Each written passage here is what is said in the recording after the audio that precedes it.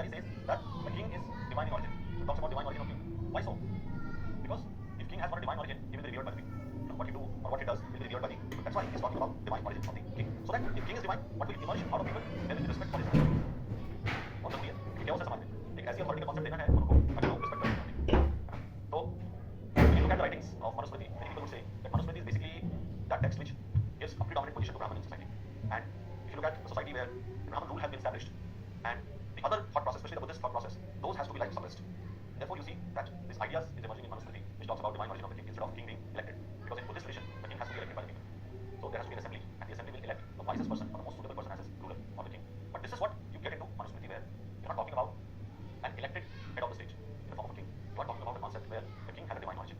तो अब किंग की इंस्टीट्यूशन को कोई क्वेश्चन ना करे, इसलिए मनुस्मृति क्या करता है, उसमें डिवाइन ऑरिजिन का थ्योरी देता है. इसी वजह से अगर मान लो कोई इंस्टीट्यूशन डिवाइनली ऑर्डेन्ड है तो लोग उस इंस्टीट्यूशन को रिस्पेक्ट करते हैं, उसका आदर करते हैं. तो समाज में जो chaotic situation है, how do you overcome that chaotic situation? So Manusmriti teaches you a pathway, teaches you a process, that these are the methods that you have to follow and one has to follow so that you can emerge out of chaos. So the first thing that everybody does to move out of chaos is that they want to first create order in society. That is why Manu and his laws. And what it is, how can you create order in society? By disciplining the population of the society. So that's why so much focus on discipline. That's why a very strong emphasis on punishment and danda as well. And then what Manusmriti does, like any other theory, Manusmriti also tries to create hierarchy in society. That can lead to a situation where people who are performing their duties, then they have the rightful place.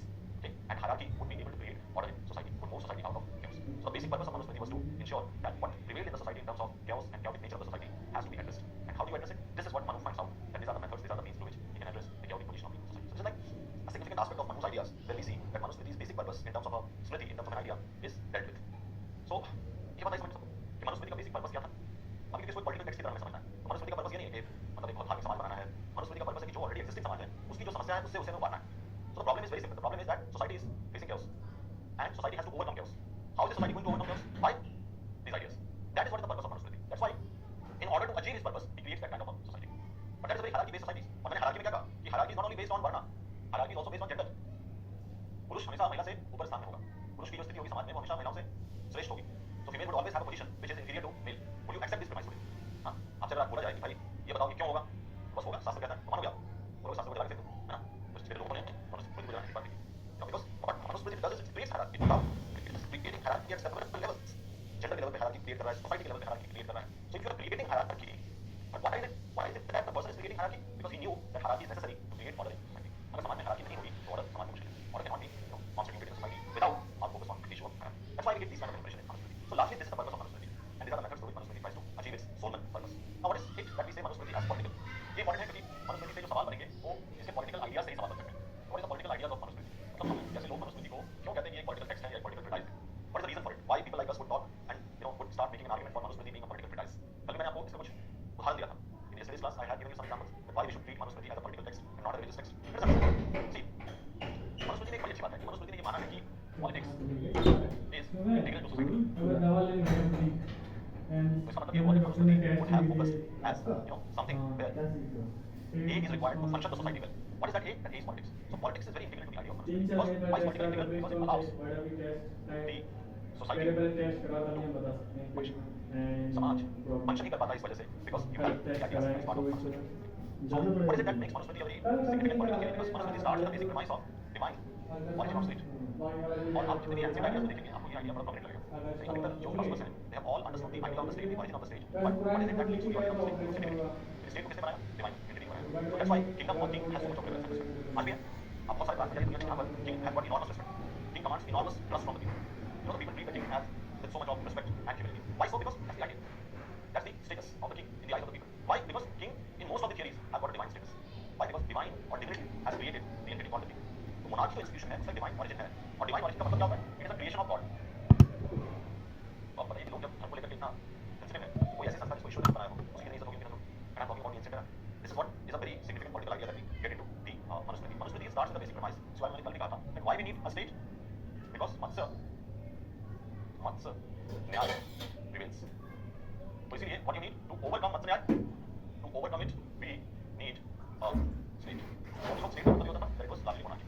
That's why we are talking about the divine origin of the state. So bigger fish in the smaller fish. So I think Matsya न्याय को आप कैसे समझ सकते हैं? If you look at the first concept you can say that it is a state of nature. यानी जब तक state नहीं बना तो state of nature क्या है? Anarchical है ना? Chaotic है? तो this is Matsya न्याय. So it is equivalent to the Western concept also. And how do you overcome Matsya न्याय? To overcome it we need a state. हमें राज्य की आवश्यकता है. राज्य से ही हम मत्स्य न्याय से आगे बढ़ सकते हैं. So that's why I would say that when I look at the state of affairs, this मत्स्य न्याय मनुस्मृति से पॉलिटिकल आइडिया है. क्योंकि मनुस्मृति ने जब मत्स्य न्याय कहा तो मत्स्य न्याय का मतलब है कि state without a legal structure or without somebody having the power of running. तो अगर राज्य है, राज्य नहीं है, state of affairs है, nature, state of nature है, तो वो कैसा state of nature है? That state of affairs which is devoid of anybody there who is having the authority to punish. यानी मेरे पास punishment की कोई शक्ति नहीं है, उस authority में कोई authority नहीं है. लेकिन जब आपने state बना दिया, तो now you have got an authority who exists and who can give you punishment. और who can punish you. तो दंड कौन व्यक्ति देगा आपको? Who is going to give you दंड? The state. So king occupies a primary position in any monarchy, but king is what is identified with state. He is state. So now king has got the power of dand. So therefore, you have a state which does not have a legal structure or a dand, but Manusmriti creates one. He says that ultimately किस force को sanction मिलता है? The force which is used by the state. राज्य आपको jail में बंद कर देगा. उसके पीछे sanction है, legal sanction कर सकता है आपको. लेकिन अगर मैं आपको जेल में बंद कर दूं या अपने घर में बंद कर दूं, किसी allow? Does it have a legal sanction? Legal sanctity? नहीं, तो ये जो legal sanctity है, Manusmriti creates that legal sanctity. Where you have a state with an authority and the authority to act. Okay? But what is very interesting here in Manusmriti is king is divine, but king has no divine rights. So king, although he is divine, but he does not have any divine rights. So that's why हमने क्या कहा था? King is also under dharma, that is Rajdharma. So he's not actually devoid of any dharma that we read in the Manusmritis. Okay? So how does king act and interpret dharma?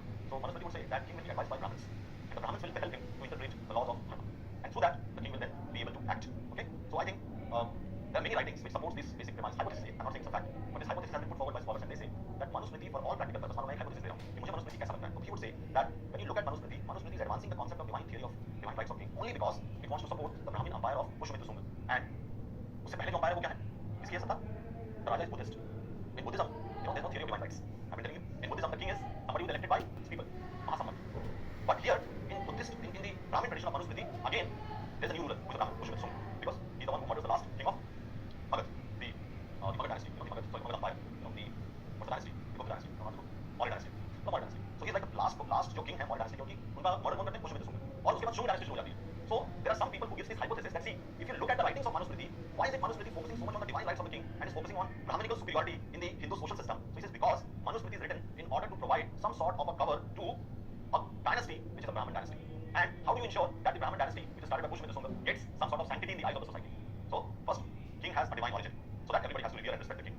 And Brahmins, as far as the social hierarchy is concerned, they are highest in the hierarchy. So even if you are Brahmin who is ruling, because they are highest in the hierarchy, they can actually rule over you. And that's why most of the things that you see in Manusmriti is basically to give that sort of a permanency to the structure of the state that can emerge because of such a situation where one dynasty is now being overtaken by the other dynasty. ये dynasty का पतन और दूसरे dynasty की शुरुआत. उसके बीच में जो थोड़ा सा संक्रमण काल होता है, वो हमेशा problematic रहता है. तो उस problematic समाज के problems को हम कैसे address करें, इसके लिए मनुस्मृति हमें एक अच्छी जानकारी देता है. और ये जो किताब है हम कह सकते हैं कि it is basically defending that change in the society and it is trying to bring that sort of order in the society, which can only be achieved if you create a hierarchical social order. इसलिए चाहे justice में he will have a differentiated justice. ब्राह्मणों की justice अलग होगी, दूसरों की justice अलग होगी. है ना? And if he creates a hierarchy, if he creates a gender-based hierarchy, all of this is basically to create the order in the society which is based on Brahminical superiority.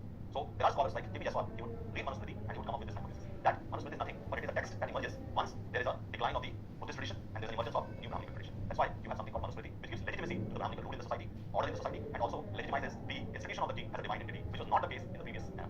So that is where you see the political context of Manusmriti emerging in the readings and literature. तो राजनीतिक रूप से political ideas के context में हमें मनुस्मृति को ऐसे समझना है. And Manusmriti is basically contextually understood as some sort of an idea that is giving rise to the superiority of Brahmin in the society. And in order to do that, they have created that social hierarchy that they have framed in the society for its operation. और वो सामाजिक hierarchy कैसे बनी उन्होंने? By creating this four-varna system in the society. इसकी problems क्या है? हम बात करेंगे. But this is why we would say कि Manusmriti is also not devoid of political ideas. ऐसा नहीं कह सकते कि राजनीतिक रूप से मनुस्मृति एक राजनीतिक treatise नहीं है. It's not only a religious treatise that we would say, but it's also a political treatise. It's a political document because A, it talks about origin of the state, it talks about division of the society, it talks about distribution of power in the society, and therefore, in all its avatar, if you look at Manusmriti, it looks a political text. So first, write down ahead. Purpose of Manusmriti. Purpose of Manusmriti.